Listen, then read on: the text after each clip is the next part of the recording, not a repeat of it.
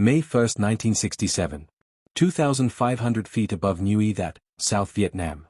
The roar of the chopper's rotors tore through the oppressive heat and dense jungle, the wind whipping past as Captain James Miller gripped the sides of his seat, the vibration of the aircraft almost reverberating in his bones. His stomach churned, not from fear, but from the uncertainty gnawing at him. They were flying into the heart of a place that would challenge everything he had learned about war. Miller had spent years in Southeast Asia, a seasoned officer with the elite U.S. Green Berets. He had been to the front lines, faced the chaos, and survived. But as he leaned against the side of the helicopter, looking out over the thick canopy below, there was something unsettling about this mission.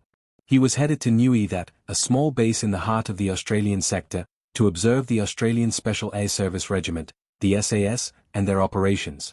"Look at that," his co-pilot remarked, breaking the silence as the jungle stretched out beneath them. "That's the Australian base. You'll see the boys up close now." Miller barely acknowledged the comment. He had heard the whispers, the stories of how these USAs worked in the field. They were unconventional, to say the least. They were soldiers who fought on their terms, not like the Americans, well-equipped, highly organized, and methodical in their approach. These men were something different, a breed that Miller wasn't sure he understood. The helicopter touched down with a heavy thud, kicking up a cloud of dust and debris. Miller's boots hit the ground with a solid thump, his feet sinking into the red soil of Nui That. His uniform, still pressed and crisp despite the flight, was immediately dampened by the humidity. As the helicopter's engine wound down, Miller straightened his back, scanning the landing zone. His expectations were clear in his mind: a neatly organized reception, a platoon of soldiers standing at attention, a formal greeting befitting a senior officer of his rank. But what awaited him was far from what he had imagined. A group of men stood at the edge of the tarmac. They weren't in crisp, pressed uniforms. Their clothes were tattered, worn to the point where it was impossible to tell what color they had originally been. Their faces were lined with dirt, their eyes shadowed from long hours in the sun. One of them, a tall man with a weathered face and a grim expression, stepped forward, holding a piece of paper in his hand. No salute. No military formality. Just a look that was at once dismissive and indifferent. Miller blinked, taken aback. His instincts, honed over years of training, told him this was wrong.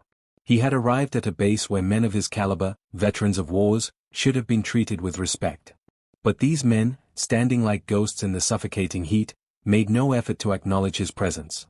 The man in front of him held out the paper, not with deference, but with an almost challenging air. "Captain Miller, sir. I'm Sergeant Fredrickson," he said, his Australian accent thick and casual. "I've got some ground rules for you." Miller's eyes narrowed as he took the paper. His fingers brushed over the ragged edges. It wasn't a formal briefing, it was a list. A list of orders, written in a tone that Miller recognized all too well from his own time in the field. But this wasn't a military briefing. It was a challenge. "Rule number 1, Fredrickson continued, his voice devoid of warmth, "do not speak unless spoken to. Rule number 2, radio silence at all times. We don't need your fancy equipment or your fancy ways. Rule number 3, you follow our lead, no exceptions." Miller's lips tightened into a thin line. This wasn't how things were done in his world. He had spent years climbing the ranks, learning tactics, leading men, and here was a sergeant handing him a list of orders, as if he were a recruit. A slow burn of anger spread through him, but he held it back. He could feel the eyes of the men on him, sizing him up. He could sense the way they looked at him, as if he were an outsider, a tourist in a world he couldn't possibly understand. "Do you have a problem with that, Captain?" Fredrickson asked, his tone not confrontational, but blunt, as though he had asked this of many others before Miller. Miller stared at the paper in his hand. For a moment, he was tempted to crumple it, throw it in Fredrickson's face. But he didn't. He was a professional. He would play along, at least for now. "No," Miller replied, forcing a calmness he didn't feel. "I'm here to observe. I'll follow your lead." Fredrickson gave a curt nod. "Good," he said, and without another word, he turned on his heel and walked away, disappearing into the haze of the jungle. Miller stood there for a moment longer, the weight of the list still in his hand. The silence around him seemed to deepen, pressing down on him like a vice. This was nothing like he had imagined. These men didn't operate like American soldiers, they didn't even seem to operate like soldiers at all. They were something else, something darker, something he didn't yet understand. He turned and looked out over the base. In the distance, a few men were sharpening their weapons. Others were crouched low, preparing gear, their movements fluid, almost predatory. The entire base felt different, a place built for men who were, in Miller's eyes, more ghost than soldier. But Miller's pride and professionalism didn't allow for doubt. He would see this mission through. He would learn everything he could about the Australian SAS, and he would take what he learned back to the Americans. They could improve. They would improve. But the question lingered in his mind, could he survive their methods long enough to understand them? May 2, 1967. Nui That, South Vietnam. The sun beat down mercilessly on the small base at Nui That, its oppressive heat clinging to every surface like an unwelcome presence. Billowing clouds of dust rose with each step, turning the air into a thick, choking fog. The Australian SAS men moved through it like shadows, blending into the landscape as if they were part of it, their ragged uniforms hanging loosely off their wiry frames, their faces masked with a layer of dirt and sweat that made them almost unrecognizable as soldiers. Captain James Miller stood just outside the edge of the tarmac, his eyes narrowing as he watched them work. There was something about their movements, deliberate, yet swift, that set them apart from the soldiers he was used to seeing. They weren't just going through the motions, they were fully immersed in the task, as if every action had a purpose beyond the immediate goal. Miller's hands rested at his sides, his fingers itching for the familiar weight of a rifle, though he wasn't quite sure why. These men, though unkempt, were clearly efficient. He could see it in the way they handled their weapons, the way they set up their camp. No fanfare, no showmanship, just practical, no-nonsense efficiency. He tried to imagine how the SASR's reputation had come about. From behind him, a voice broke his concentration. "You're seeing it, aren't you, Captain?" Miller turned to find Sergeant Fredrickson standing beside him, a wry smile curling up the corner of his lips. "Seeing what?" Miller asked, keeping his tone even. "The difference," Fredrickson replied, his gaze shifting back toward the men moving around the base. "We don't waste time. We don't waste resources. It's about survival here, not protocol or playing by someone else's rules." Miller's brow furrowed, and he turned his attention back to the men who were now preparing for another patrol. There was something unsettling about their efficiency, something almost too precise. They didn't move like soldiers from an army. They moved like something else, something older, more primal. "I've seen my share of unconventional tactics," Miller said slowly, his voice measured. "But this? This doesn't look like any army I've ever encountered. It looks like a pack of hunters." Fredrickson chuckled darkly. "That's the point. You're starting to understand. The Australians don't fight the way you do. They don't fight with overwhelming force, like you're used to. They fight with silence, with stealth.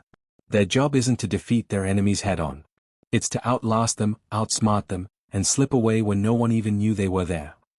Miller's eyes tracked the movements of an Australian soldier, who was carefully camouflaging his position beneath a layer of brush, his movements so deliberate that he looked like he was part of the very earth itself. The man didn't look like a soldier, he looked like a ghost, someone who had merged with the land he stood on. "That's not how we fight," Miller said softly, the words escaping before he could stop them. Fredrickson glanced at him, his expression unreadable. "No, it's not. But it works. And that's something you might want to consider when you're here." Miller's jaw tightened. He wasn't sure what Fredrickson's words were supposed to mean. He had come here expecting to teach the Australians something, perhaps to show them the power of the American war machine, the relentless force they brought to bear. But the more he observed, the more it seemed that the Australians didn't need teaching. They didn't need overwhelming firepower or flashy tactics. They just needed what they had, themselves, their skills, and their discipline. For a moment, Miller felt a pang of discomfort. It wasn't just that these men were different. It was that they seemed so damn effective at what they did. They didn't rely on the same methods of brute force and firepower that Miller knew so well. They relied on patience, on stealth, on living in the shadows. "How many men are out there today?" Miller asked, his curiosity getting the best of him. Fredrickson glanced at him, as if surprised by the question. "About 10 men, Captain. 10 men who are going to slip into the jungle, kill their targets, and be back before anyone even knew they were gone. No helicopters. No support. Just the men, their weapons, and their skills." Miller's eyebrows rose. 10 men. No backup. The idea was almost absurd to him. The American doctrine was clear. Overwhelm the enemy with firepower, with numbers, with force. That was how victories were won. But the Australians were doing it differently. They didn't just fight, they disappeared, they hunted, they survived.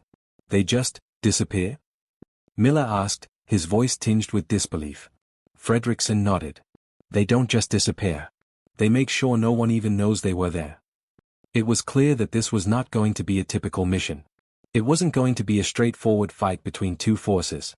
It was going to be a game of patience, of deception, and of tactics that Miller couldn't yet understand.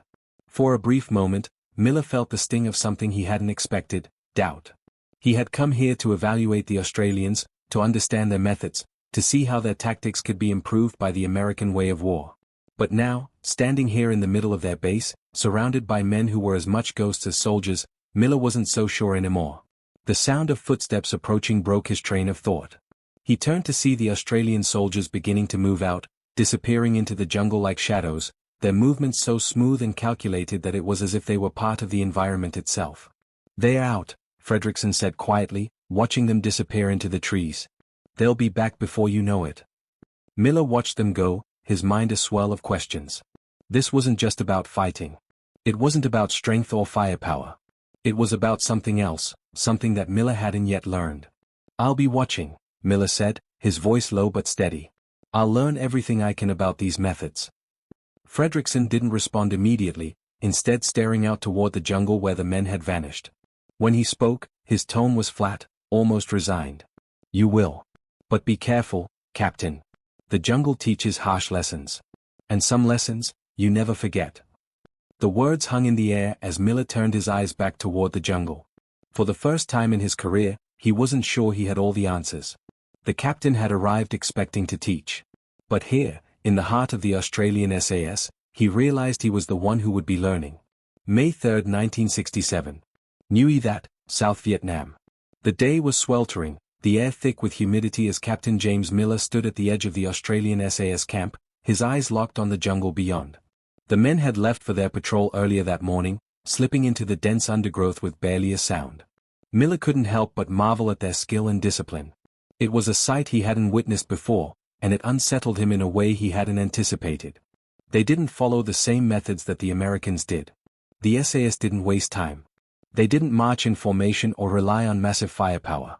No, these men worked like predators, silent, calculating, and precise. As the day dragged on, Miller found himself more and more intrigued by their methods. But as much as he wanted to understand them, there was a growing frustration in him.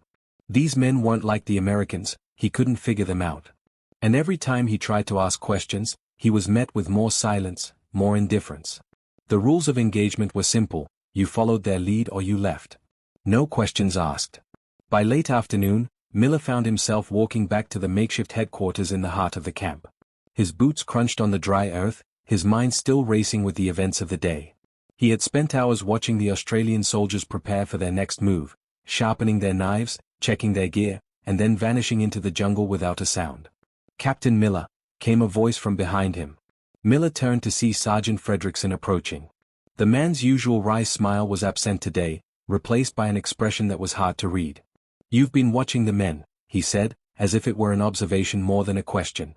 "I've never seen anything like it," Miller admitted, his voice tinged with frustration. "I don't understand their methods. It's not how we fight." Fredrickson gave him a long look, his eyes narrowing slightly. "That's the point, Captain. It's not how you fight. It's how we survive."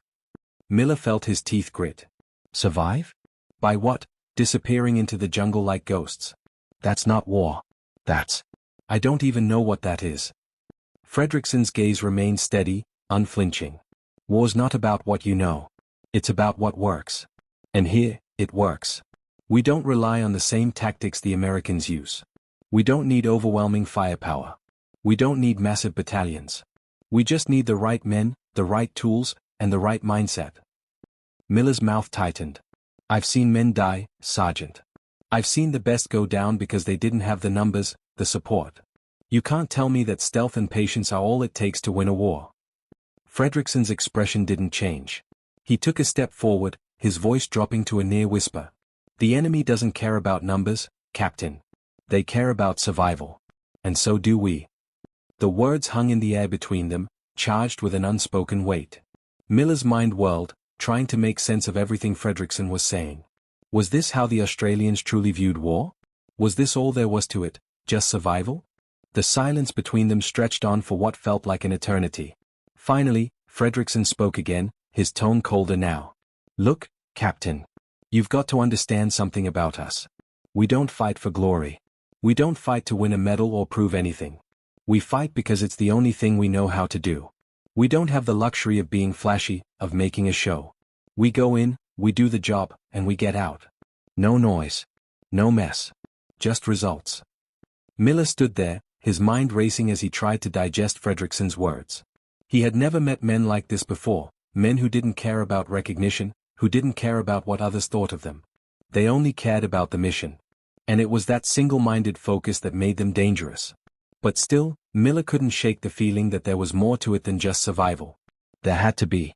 No man could fight like this, day after day, without some deeper motivation. But Fredrickson wasn't giving him any answers. The more Miller tried to understand, the more he felt like an outsider in a world he didn't belong in. Fredrickson turned and began walking away, his footsteps almost silent on the dry earth. "You'll learn in time, Captain," he said over his shoulder. "It's not about what you think you know. It's about what you can do when it matters most. And that's what makes the difference." Miller watched him disappear into the camp, the words echoing in his mind. What you can do when it matters most. It was a harsh reminder of the reality these men faced every day. No room for failure. No room for hesitation. The jungle was unforgiving, and so were the men who had learned to live in it. Miller turned and began walking toward his quarters, the weight of Fredrickson's words pressing on him. He wasn't sure what he had learned today, but one thing was certain, he had a lot to think about. The next day, he would accompany the SAS on their patrol, shadowing them as they slipped into the jungle. He would observe them firsthand, see their methods in action. And maybe, just maybe, he would learn something he hadn't expected. But deep down, Miller knew this much: the SAS didn't just fight to survive. They fought to change the game, and in doing so, they had redefined what it meant to be a soldier. May 4, 1967. The jungle, South Vietnam. The sun had barely risen, but the thick humidity of the jungle had already begun to suffocate. Billowing clouds of mist clung to the underbrush, and the air was damp with the scent of rotting vegetation and the sharp tang of burnt wood. The Bunyip Ridge, the name given to this stretch of jungle, was quiet, eerily so, as the SAS men prepared for their next mission. Captain James Miller stood on the edge of their camp, a silent observer to a world of soldiers who had long since discarded the expectations of their superiors. Today was the day Miller had been waiting for. He had convinced Sergeant Fredrickson to let him join them on a patrol. He would see, up close, the legendary Australian tactics in action. The same tactics that had earned the SAS their fearsome reputation, and the same tactics that had intrigued Miller ever since he'd set foot on this foreign soil. Miller was determined to understand. He needed to. There was no way he could report back to his superiors without a full grasp of what the SAS was doing, and why it was working. The soldiers were already assembling near their weapons, their movements calm, almost lazy, as they prepared for the operation. They didn't rush, they didn't need to. Everything was done with deliberate precision. Each man knew his role, knew the jungle as if it were a second skin, and their actions flowed with an eerie, almost instinctual rhythm. Miller watched them for a moment, his eyes tracking Fredrickson as he gave orders in low tones. There were no loud commands, no barking. The Australians didn't need to shout to maintain control. Their presence alone was enough. Fredrickson glanced over at Miller and nodded once, signaling that it was time to move out. Without a word, the men fell in line behind their leader, heading toward the dense jungle ahead. Miller hesitated for a moment, then followed, stepping cautiously into the underbrush. His mind raced as he tried to keep up with their movements. The Australians were already out of sight, moving with a fluidity that made him feel like a clumsy outsider. He struggled to stay quiet, every crackling leaf beneath his boots feeling like a betrayal in the silent expanse of the jungle. As they moved deeper into the jungle, Miller began to notice something unsettling. These men weren't just walking, they were disappearing. They seemed to vanish into the landscape itself, their movements so quiet, so controlled, that he couldn't even hear them. The humidity was unbearable, but the heat wasn't the only thing that weighed on Miller's chest. It was the feeling that he was being watched, that these men were operating on a level that he couldn't even begin to understand. He had been a Green Beret for years, trained in guerrilla warfare, in counterinsurgency tactics, but this was something else entirely. Fredrickson turned and raised a hand, signaling for the group to stop. They crouched low in the brush, disappearing into the green shadows. Miller dropped to one knee, trying to mimic their movements, but there was no mistaking the difference. They were silent, while his every movement seemed to betray him. Fredrickson's eyes scanned the jungle ahead, his gaze sharp and piercing. "You're going to learn something today, Captain," he said, his voice low but filled with an edge. "It's not about noise. It's not about firepower. It's about patience." Miller nodded, though he wasn't sure if he was truly ready for what Fredrickson was implying. Patience, he thought. That's how they fought. The wait, the watch, the stillness before the strike. Fredrickson gave him a curt nod and stood, leading them forward again. Miller followed, trying to ignore the gnawing feeling in the pit of his stomach. His senses were on high alert, his rifle clutched tightly in his hands. He had trained for situations like this, but nothing had prepared him for what he was seeing. An hour passed, the jungle stretching out in all directions, thick and oppressive. Miller's mind began to wander. The stillness of the patrol was unlike anything he had ever experienced. It was unnatural. They weren't just hunting, they were predators waiting for their moment. Then, suddenly, it came. Fredrickson raised his hand, signaling for the group to stop once again. The air was thick with anticipation, and Miller's breath came in shallow bursts as the jungle seemed to hold its breath. Ahead, he could just make out the faint outlines of a small enemy patrol, no more than 10 men, moving slowly along a trail. Miller's heart skipped a beat. This was it. The moment he had been waiting for. But as the SAS men shifted, preparing to strike, Miller saw something that made his blood run cold. They didn't move in for the kill. They didn't rush in with guns blazing like he would have expected. No, Fredrickson and his men remained absolutely still. They didn't even breathe. They waited. Miller's mind raced. What were they doing? This wasn't how he had been trained. They had the upper hand. Why not strike now, while the enemy was vulnerable? The Australian soldiers crouched, completely motionless. The enemy patrol passed within yards of them, completely unaware of their presence. Miller couldn't believe it. They were letting them walk by. This wasn't combat, it was a lesson in restraint. The enemy passed, and the Australians did nothing. They didn't shoot. They didn't make a sound. They simply waited for the right moment. Miller's frustration bubbled to the surface, but he kept his mouth shut. He was here to learn, after all. But the longer he watched, the more his thoughts began to swell. What the hell was going on? Then, as soon as the enemy patrol had moved far enough down the trail, Fredrickson stood up, signaling for the group to move. It was over. "Get ready," Fredrickson said quietly, his tone now businesslike. "They'll be coming back through here soon. And we're going to make sure they never know what hit them." Miller's head was spinning. They hadn't fought. They hadn't shot a single round. But the enemy was walking right into their trap. The silence of the jungle enveloped them once again, the only sound the soft crunch of their boots on the forest floor. May 5, 1967. The jungle, South Vietnam. Miller's mind buzzed with questions as they moved deeper into the jungle, the dense foliage closing in around them. He had been part of countless missions in his career, but nothing like this. The Australians didn't operate like any army he had ever seen. They didn't rush into action. They didn't rely on force or firepower.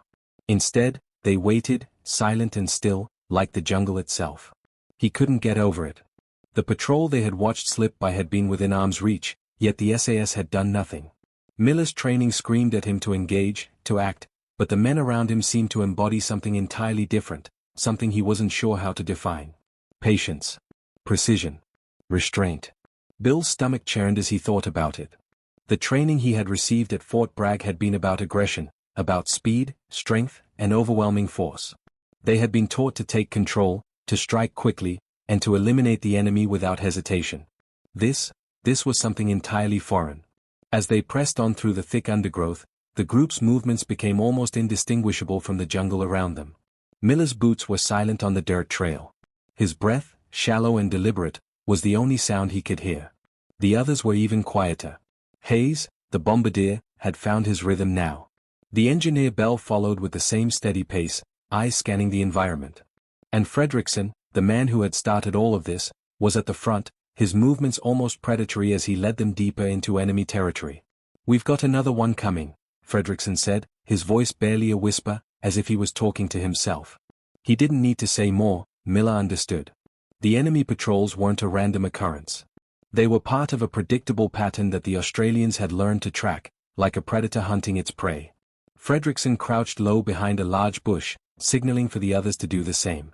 The entire squad melted into the foliage, their bodies blending into the surroundings so seamlessly that Miller wondered if they had truly become part of the jungle. He followed their lead, his heart racing as the sounds of the jungle intensified. The air was thick with the buzzing of insects, the chirping of birds, and the distant cries of unseen animals. But amid the cacophony of life, there was an eerie silence surrounding the SAS men. They waited. Miller's eyes darted from side to side, his hand instinctively moving to the rifle slung over his shoulder. It wasn't his first time in the jungle, but it was his first time feeling so utterly exposed. He had always relied on firepower, on the might of the US military, but here, in the depths of this jungle, everything was different. The SAS didn't need numbers. They didn't need a show of force. They needed silence.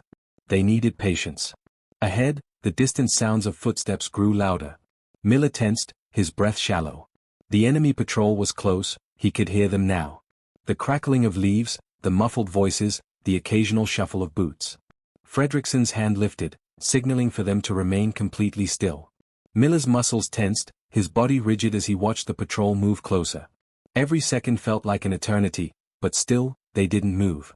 The patrol came into view, 6 men in total, their faces hidden by the thick brush, their rifles slung lazily over their shoulders.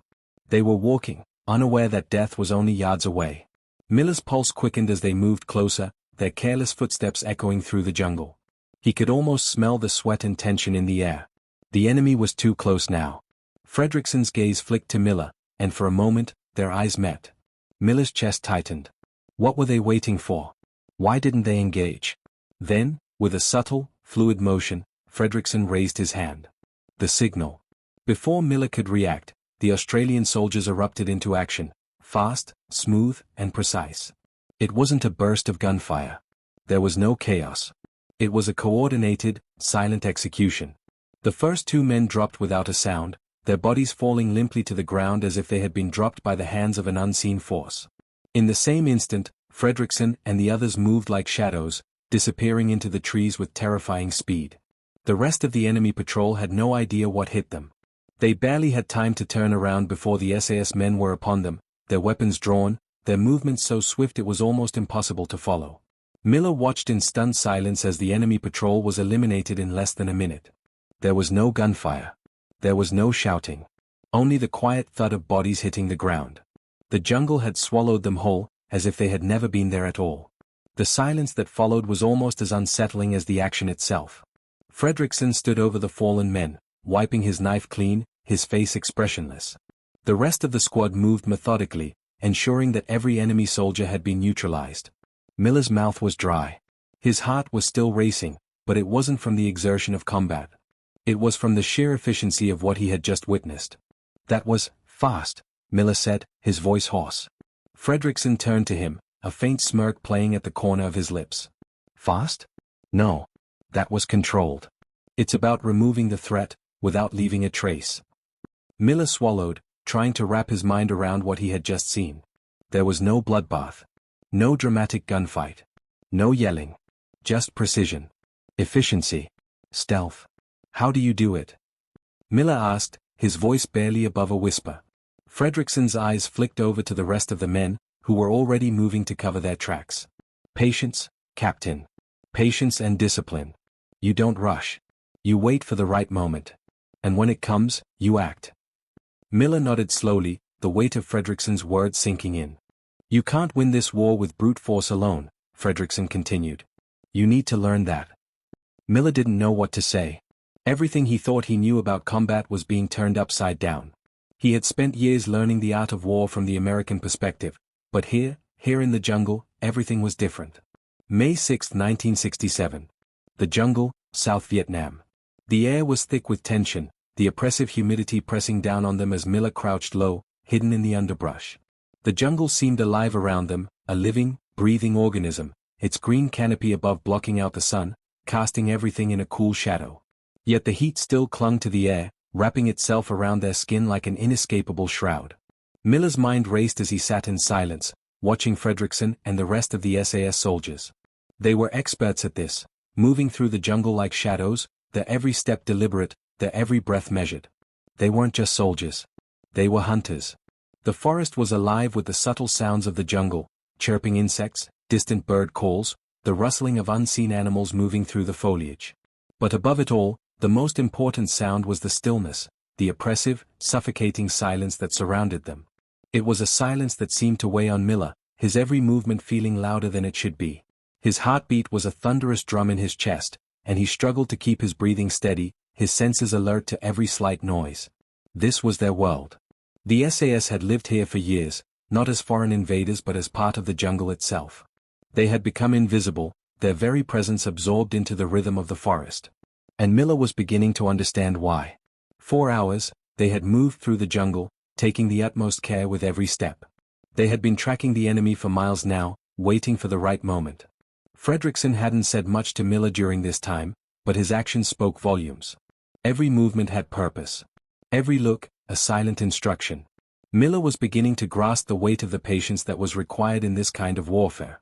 The SAS didn't rush. They didn't charge into battle, guns blazing. They waited for their moment. And when that moment came, they acted with such efficiency and speed that it was over before the enemy even knew they were under attack. Miller had been watching them closely, trying to learn. The way Fredrickson had handled the previous patrol, the way he had timed every strike, every movement, it had been flawless. But Miller's training was different. He had been taught to engage, to overwhelm. The idea of waiting, of enduring the heat, the silence, the endless anticipation, it was foreign to him. And yet, in the jungle, it worked. Suddenly, Fredrickson's voice cut through the silence. "We've got company. Move out." Without a word, the SAS men shifted into motion, their bodies flowing like water through the thick undergrowth. They had been tracking this enemy patrol for hours, and now the time had come. Miller's pulse quickened as he moved to follow, his boots silent against the jungle floor, his rifle gripped tightly in his hands. They moved in a loose formation, staying low and close to the ground, their eyes scanning the shadows for any sign of the enemy. The soldiers ahead of him were flawless in their movements, each man shifting like a shadow, disappearing into the foliage without a sound. Miller followed their lead, trying to match their pace. But he was slower. His movements were too jerky, too calculated. He wasn't blending into the environment the way they were. He was an outsider in their world. As they approached the clearing, Fredrickson signaled for them to stop. Miller crouched behind a tree, his heart thudding in his chest as he peered through the leaves. Ahead, he saw the enemy patrol, 5 soldiers, moving in a loose column, unaware of the SAS presence that was closing in on them. Miller's breath caught in his throat. This was it. This was the moment he had been waiting for. The moment the Australians would strike. But Fredrickson didn't move. He didn't give the signal to attack. He just watched, silent and still, his eyes tracking every movement of the enemy soldiers. Miller's impatience bubbled to the surface. He wanted to move. He wanted to act. His training had always been about aggression, about seizing the initiative, about overpowering the enemy before they had a chance to respond. But here, in the jungle, the rules were different. The moment had to be perfect. And Fredrickson was waiting. Seconds passed. Then minutes. It felt like an eternity. Miller's body was tense, every muscle screaming for release. He could hear the faint murmur of the enemy soldiers' voices, their movements careless and slow. But still, Fredrickson didn't give the order. "What are we waiting for?" Miller finally asked, his voice barely above a whisper. Fredrickson's eyes never left the enemy patrol. "Patience, Captain. We wait for the right moment." Miller wanted to argue, to challenge Fredrickson's calm, but he kept quiet. The Australians had been waiting for hours. They had been tracking this patrol with precision, with strategy. And now, they were waiting again. Finally, the moment came. One of the enemy soldiers stepped too far out of the cover, moving into the clearing. Fredrickson's hand twitched, and in an instant, the SAS moved as one. The enemy soldier barely had time to react before he was taken down silently, his body falling into the underbrush with barely a sound. The rest of the patrol didn't even know what hit them. The SAS men moved in fast, their actions seamless, coordinated. One by one, the enemy soldiers were eliminated, each strike swift and silent. It was over in seconds. Miller stood there, his mouth dry, his heart racing. The efficiency, the speed, he had never seen anything like it. The enemy soldiers had never stood a chance. "Now you see," Fredrickson said quietly, as he wiped his knife clean. "This is how it's done." Miller didn't respond. He couldn't. The words were stuck in his throat. He was still processing what he had just witnessed. The cold, calculated precision of the Australians had changed everything he thought he knew about warfare. It wasn't about firepower. It wasn't about numbers. It was about waiting, about being patient, and about striking when it mattered most. They hadn't just won the battle, they had erased it. The enemy was gone, without a trace. No bodies left behind. No evidence of their presence. They had slipped in and out of the jungle like ghosts. Miller could feel a sense of awe and respect creeping into his thoughts. The Australians had mastered the art of war in a way he hadn't even considered. They had redefined what it meant to fight. And for the first time since arriving at Nui that, Miller realized something. He wasn't just here to observe their tactics. He was here to learn them. May 7, 1967. The jungle, South Vietnam. The stifling humidity of the jungle weighed heavily on Captain Miller as he crouched low, watching the Australian SAS men move ahead with ghost-like precision. His boots pressed into the wet earth, each step silent, almost invisible. He had been trailing them for days now, watching them work, watching them operate in a world where rules were bent and tactics seemed to defy everything he knew. The jungle had become a strange, unfamiliar battlefield, one where patience and stealth reigned supreme over the American ideals of overwhelming force and firepower. Today, however, felt different. There was something in the air, an undercurrent of tension that Miller couldn't quite shake. The jungle was unusually quiet, the usual chorus of insects and birds all but gone. The only sound was the soft rustling of leaves and the steady pace of the SAS men as they moved forward in perfect synchrony. But beneath the stillness, Miller could feel the weight of the approaching danger. "We're close," Fredrickson murmured to Miller, his voice barely audible. He was leading the way, his posture relaxed yet alert. "Stay sharp." Miller nodded, his mind racing. This was it.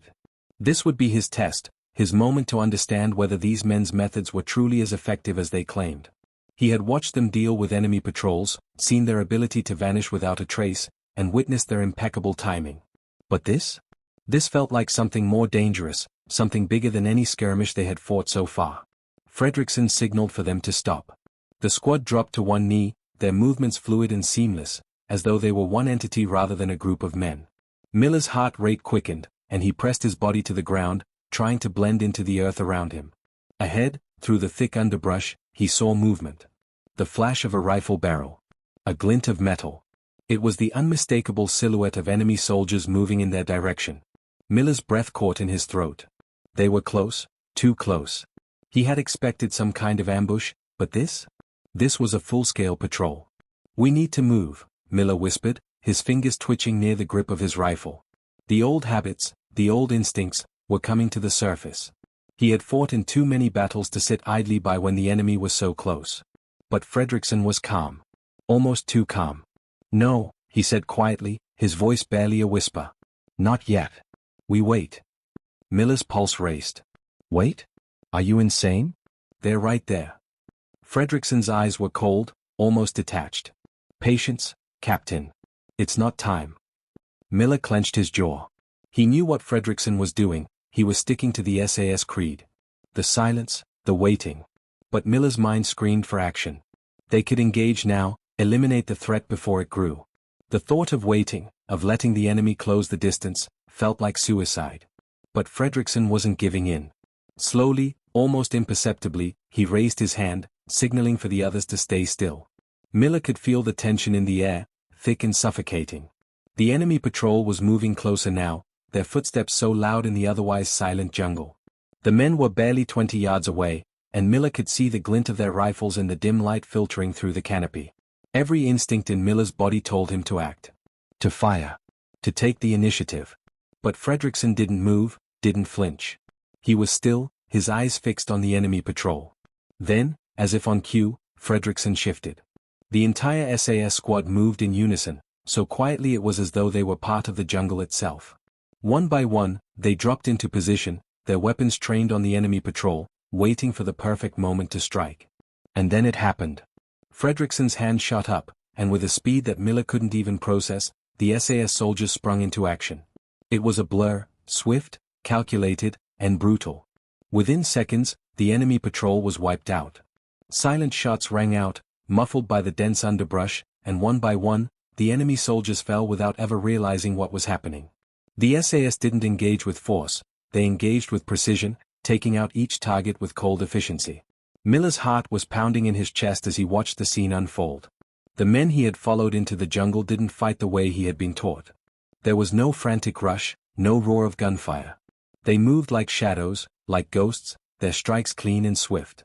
And just as quickly as it had begun, it was over.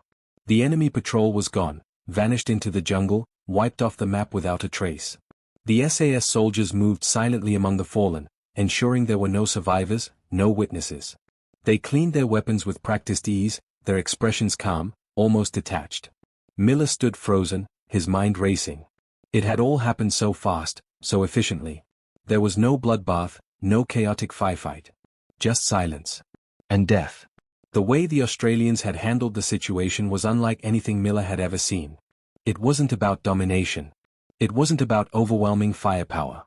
It was about control, about restraint, and about knowing when to act and when to wait. As the SAS squad moved to leave, Fredrickson's voice broke through Miller's thoughts. "You see it now, Captain?" he asked, his tone almost casual, as if this were all in a day's work. "This is the difference between us. It's not about fighting. It's about surviving. And it's about knowing when to strike." Miller nodded, his throat tight. He didn't know what to say. The weight of the moment hung heavy on him. The SAS didn't just survive the war, they made it work for them, using the environment, their patience, and their discipline to fight in ways that defied everything he had been taught. "I get it," Miller finally said, his voice low, almost hesitant. "It's about control." Fredrickson met his gaze. "It's about control, Captain. And knowing when to strike. That's the only way to win a war like this." As they moved deeper into the jungle, Miller couldn't shake the feeling that something had shifted within him. He had come here to teach, to show the Australians the strength of the American military. But now, after seeing them in action, he wasn't sure who was teaching whom. The jungle had its own rules. And for the first time, Miller was starting to understand them. May 8, 1967. The jungle, South Vietnam. The jungle had grown darker by the time Miller and the SAS men made their way through the thick underbrush, the dense canopy above blocking out the last remnants of sunlight. The heat hadn't subsided. If anything, it had intensified, the air thick with humidity and the stench of the wet earth beneath them. The scent of decay was everywhere, rotting vegetation, stale water, and the faint, ever-present odor of sweat. It was the smell of war, of survival. Miller's heart was still pounding in his chest, the adrenaline from the previous encounter with the enemy patrol still rushing through his veins. He had witnessed the efficiency of the SAS up close, and he couldn't shake the memory of the way they had handled the ambush. No noise, no chaos. Just silent execution, as if they had practiced it 1,000 times. He looked over at Fredrickson, whose face remained unreadable, focused on the path ahead. The sergeant's steps were fluid, almost instinctive, his every movement calculated and deliberate. Miller had been observing him for days now, trying to understand the mind of this man, the leader of these soldiers who moved like ghosts through the jungle. "You'll be ready," Fredrickson said quietly, his voice cutting through the oppressive silence. Miller's gaze flicked to Fredrickson, his brow furrowing. "Ready for what?" Fredrickson didn't respond immediately, his eyes scanning the jungle around them. "For the test," he said after a moment. "The one thing you haven't seen yet." Miller's pulse quickened. A test? The realization hit him like a jolt of electricity. This wasn't just about observing. This wasn't just about learning tactics. Fredrickson was pushing him, testing him, forcing him to truly understand the SAS way. The jungle had its own rhythm. And for the past few days, Miller had been struggling to follow it. He had watched the SAS soldiers work in silence, waiting for the right moments, acting without hesitation when the time came. But he had always been a man of action, trained to strike, to overwhelm. This patience, this waiting, it was foreign to him. "Let's move," Fredrickson said abruptly, snapping Miller from his thoughts. They continued on, their pace quickening as the night crept in around them. The air grew cooler, but the humidity remained thick, weighing down on their bodies. Miller could hear the rustle of leaves and the crunch of footsteps in the underbrush, but it was strangely calming. The SAS had learned to embrace the silence of the jungle. For them, the jungle wasn't a hostile environment, it was home. As they neared the base of a hill, Fredrickson signaled for them to stop. Miller followed suit, crouching down beside a large boulder. He peered through the thick foliage, his eyes narrowing as he surveyed the clearing ahead. There, in the distance, was a small enemy outpost, a handful of soldiers milling about, unaware of the approaching danger.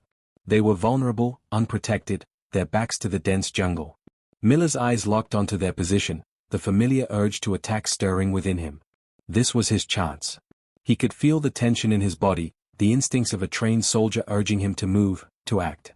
Fredrickson placed a hand on his shoulder, stopping him. Not yet. Miller turned to look at him, his frustration clear. What are we waiting for? This is it. We have them. Fredrickson's gaze was steady, unwavering. Patience, Captain. You don't strike until the moment is right. Remember, it's not about firepower. It's about control. Miller's jaw clenched, but he said nothing. He watched as the enemy patrol continued their uneventful tasks, oblivious to the danger looming just beyond the tree line. Time seemed to stretch on. The jungle around them was alive with the sounds of insects and the distant calls of birds, but in the moment, it felt as if the world had gone still. Finally, after what seemed like an eternity, Fredrickson's eyes flicked to Miller. Now. With a sudden fluidity, the SAS men sprang into motion. They moved like shadows, slipping through the jungle, barely disturbing the undergrowth as they approached the outpost. Miller followed their lead, his movements slower, more deliberate, but the moment was different now. He wasn't just observing anymore, he was part of it. They closed the distance with alarming speed, the enemy soldiers still unaware of their presence. Fredrickson led the way, and as the SAS men closed in, there was a brief moment of hesitation, a moment when the entire world seemed to hold its breath. And then, with ruthless precision, they struck. The attack was over before Miller could fully process what was happening. The enemy soldiers never stood a chance. The SAS had enveloped them like a tide, sweeping over them without leaving a trace. In the blink of an eye, the outpost had been neutralized, the soldiers eliminated without a single sound of gunfire. The jungle had swallowed them whole. Miller stood there, stunned. He had seen it before, he had watched the ambushes, watched the precise movements of the SAS men, but now, standing in the aftermath, he understood. It wasn't just about killing. It wasn't about defeating the enemy. It was about control, about managing the battlefield in a way that rendered the enemy irrelevant. Fredrickson walked up to him, wiping his knife clean. You see now?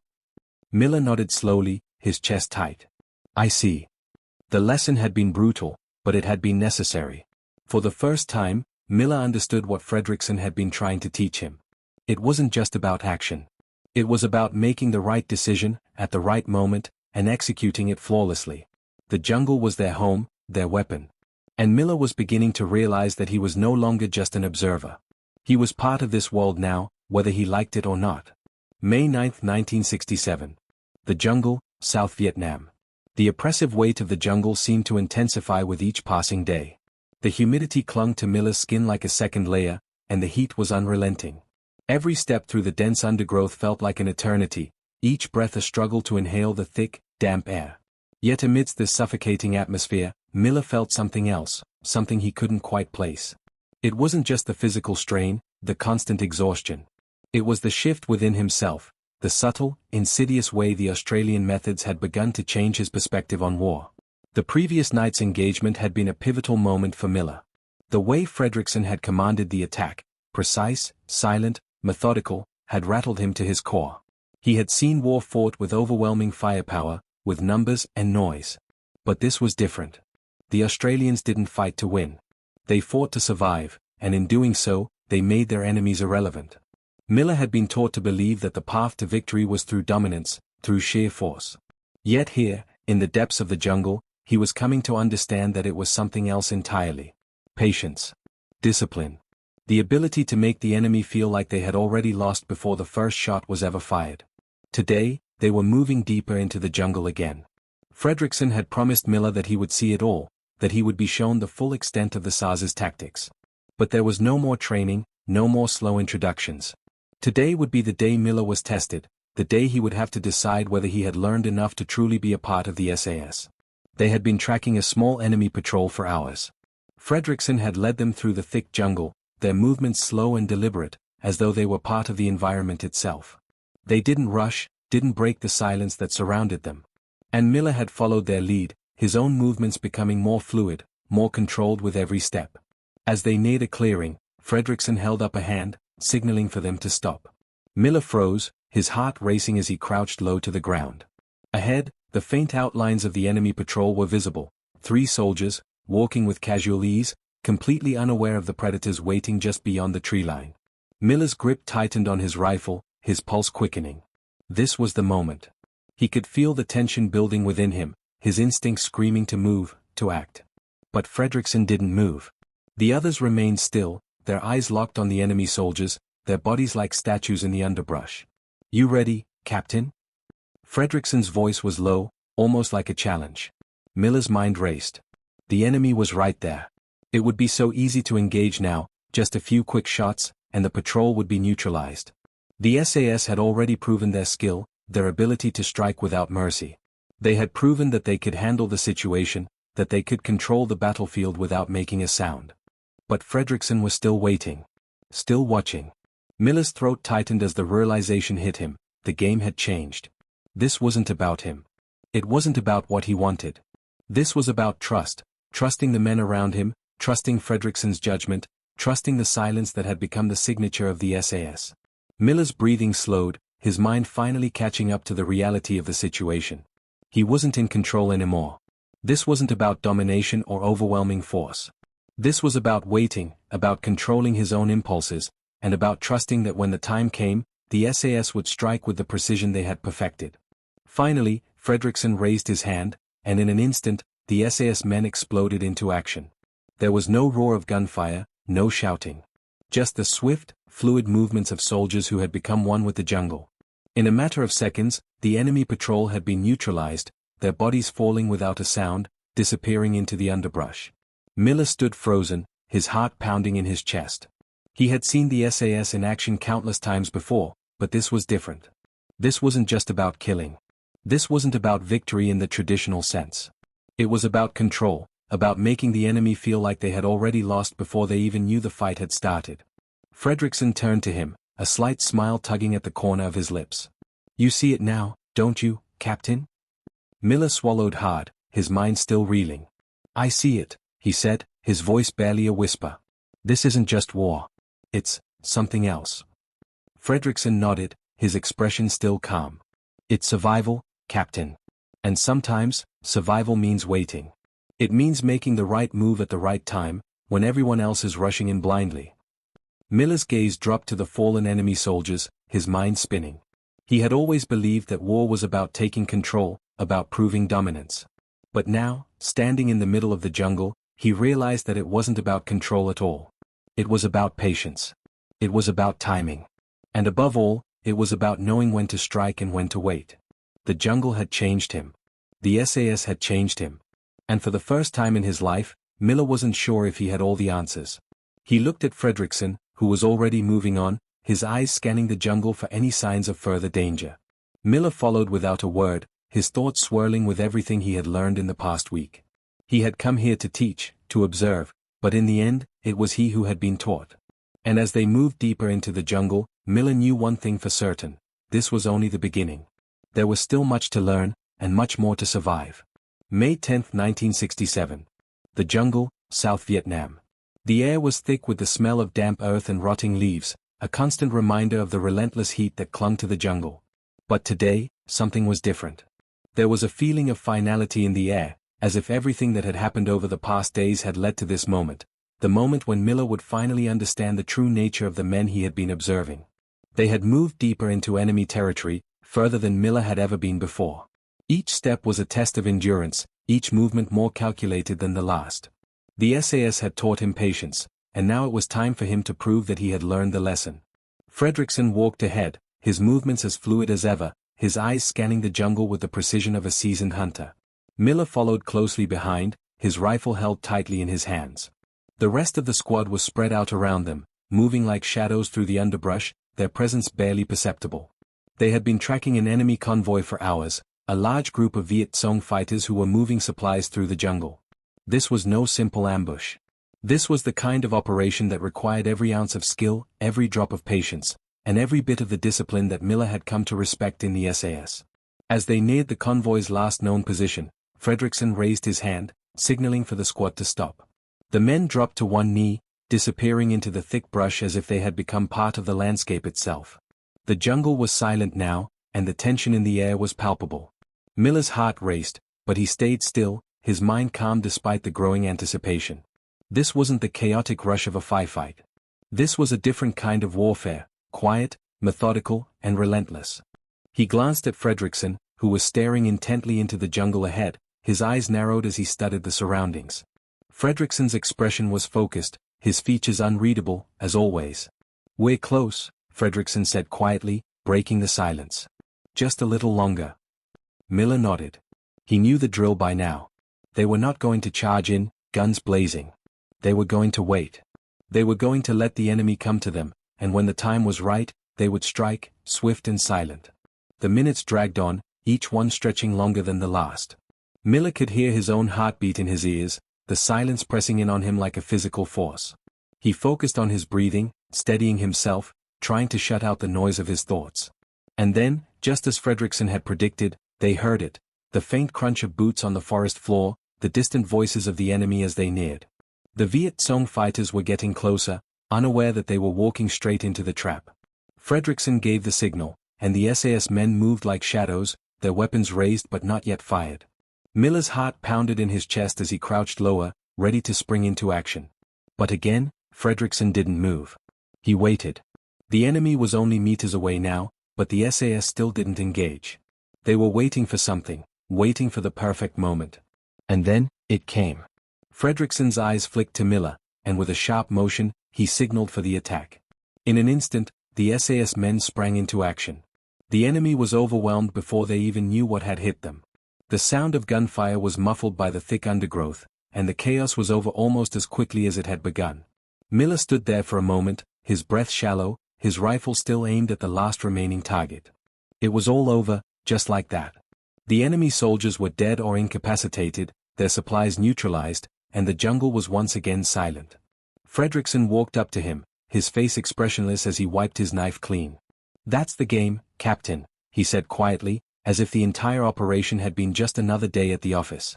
"You don't fight for glory. You don't fight for recognition. You fight for survival. And when you do it right, no one even knows you were there." Miller's throat tightened, and for a moment, he didn't know what to say. He had seen enough now to understand. This wasn't just about combat, it was about control. About mastering the environment, about learning to wait, to watch, to act only when the time was right. The SAS didn't need numbers or overwhelming firepower. They needed discipline. They needed patience. And they needed each other. Fredrickson turned and started to walk away, his movements as fluid as ever. "Come on," he said over his shoulder. "We've got work to do." Miller stood there for a moment longer, his rifle hanging loosely at his side, his mind racing. The man had been right. The SAS wasn't about fighting in the conventional sense. They didn't play by the same rules that Miller had been taught to follow. They had redefined what it meant to be a soldier. For a long time, Miller had thought that the American way was the best way. He had believed that firepower, numbers, and overwhelming force were the only ways to win a war. But the SAS had shown him that there was another way, a way that didn't rely on brute strength, but on silence, precision, and control. As he followed Fredrickson back into the jungle, Miller realized something else, something that had been building inside him since the moment he had set foot on this strange, foreign soil. He wasn't just observing anymore. He wasn't just learning. He was becoming part of it. He was becoming part of the jungle. And for the first time in his career, Miller understood what it truly meant to survive. END